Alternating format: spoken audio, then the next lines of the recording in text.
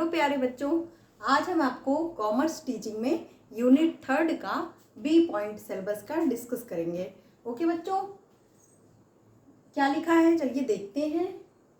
Teaching ads in commerce teaching kinds and use library and club. Okay बच्चों, तो क्या कह रहा है हिंदी में, आइए इसको देखते हैं।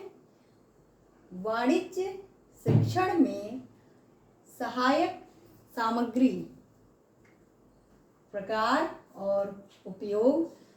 कहने का मतलब है कि वाणिज्य जो शिक्षण है इसमें क्या क्या हम, जैसे हम आपको एक एग्जाम्पल से समझाते हैं। जैसे भूगोल एक विषय है तो भूगोल के लिए सहायक जैसे किताब हो गई, लेकिन किताब के अलावा उसकी पढ़ने के लिए सहायक सामग्री क्या है, जैसे ग्लोब है ना, मैप है। ओके बच्चों, तो स्केल है ना। तो उसी तरह वाणिज्य शिक्षण में सहायक सामग्री तो क्या बताया है उनके बारे में है, उसके प्रकार कौन कौन से होते हैं, है ना, और उस सहायक सामग्री का क्या क्या यूज होता है। ओके बच्चों, फिर पुस्तकालय है और क्लब, ये सारी चीज़ें वाणिज्य शिक्षण में इनके एड्स होते हैं, टीचिंग एड्स होते हैं। और हम अच्छे से बात करें और उदाहरण देके बताएं, जैसे एक डॉक्टर है तो डॉक्टर के लिए हेल्प में क्या क्या होता है, उसके किट में जैसे जितनी मेडिसिन होते हैं, है ना। और या हम घर की भी बात करें तो घर में हम लोग जो फर्स्ट एड बॉक्स रखते हैं, ये दैनिक जीवन का हमारा बहुत अच्छा एग्जाम्पल था। ओके बच्चों, अभी जस्ट मेरे माइंड में आया कि फर्स्ट एड बॉक्स जो हम लोग घरों में रखते हैं उसमें हम लोग क्या रखते हैं, साबुन वगैरह रखते हैं, डिटॉल रखते हैं, पट्टी रखते हैं, रुई रखते हैं, है ना। तो ये सारे हम लोग फर्स्ट एड बॉक्स में रखते हैं। ठीक उस जैसे हम लोग अपने इसमें रखते हैं, ठीक इसी तरह वाणिज्य शिक्षण की में क्या क्या सहायक सामग्री है, तो सेम ऐसा ही कॉन्सेप्ट इसमें है। ठीक, थोड़ा उससे डिफरेंट है। ओके बच्चों, अब यूनिट 4 हमारा जो लास्ट यूनिट है उसमें क्या कहते हैं, देखते हैं उसमें क्या कह रहा है, हमें क्या क्या पढ़ना है। Construction of lesson plan in commerce teaching, यानी वाणिज्य शिक्षण में पाठ योजना का निर्माण। यानी लेसन प्लान हम लोग एक, आप लोग बीएड में जब 3rd सेमेस्टर में है ना, तो आपको एक अपने सब्जेक्ट का लेसन प्लान बनाना होगा। वो मैं आपको बताऊंगी वो लेसन प्लान को कैसे प्रिपेयर करना है।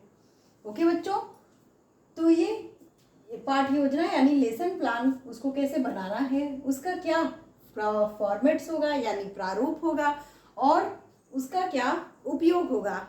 लाइक जैसे एक नमूना टाइप का होता है, जैसे आप कभी किसी विद्यालय में देखा होगा, जैसे रजिस्टर नहीं मेंटेन करते हैं टीचर कि क्या कब बच्चे आए हैं, छोटे क्लासेस में, प्राइमरी क्लासेस की मैं बात कर रही हूँ, या किसी भी आप विद्यालय में गए होंगे छोटे बच्चों के, तो उसमें देखा होगा जनरली एक रजिस्टर मेंटेन करती हैं टीचर।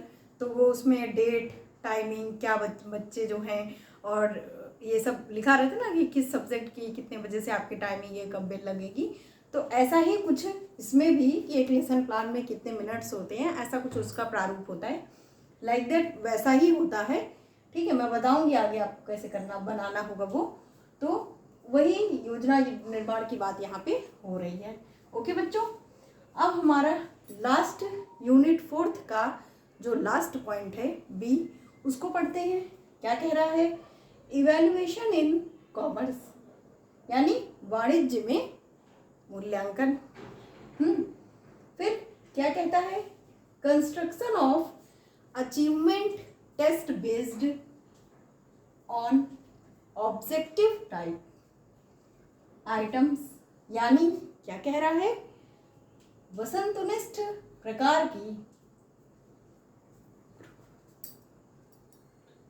यानी प्रकार की वस्तुओं के आधार पर उपलब्धि परीक्षण का निर्माण and determination of its reliability and validity, और उसकी विश्वसनीयता और वैधता का निर्धारण।